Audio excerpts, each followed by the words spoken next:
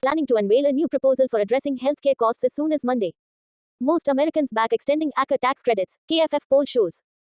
October 4, 2025. An emerging shutdown deal doesn't extend expiring health subsidies. Here's what could happen to them. 13 days ago.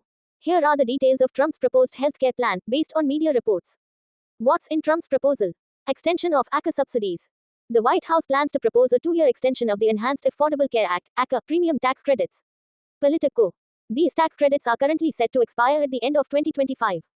New eligibility limits. Under the proposal, eligibility for the subsidies would cap at 700% of the federal poverty line. Politico.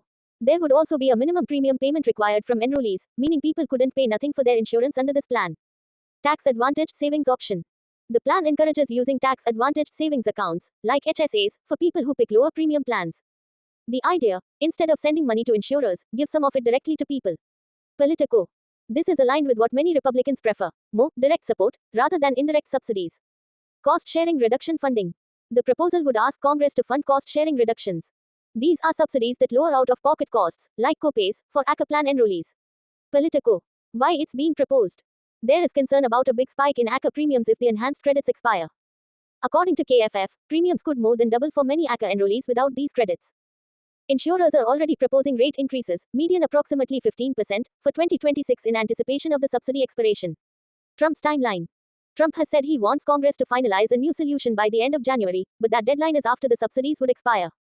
That gap is risky, because without congressional action, the subsidy cut could hit before the new plan is in place.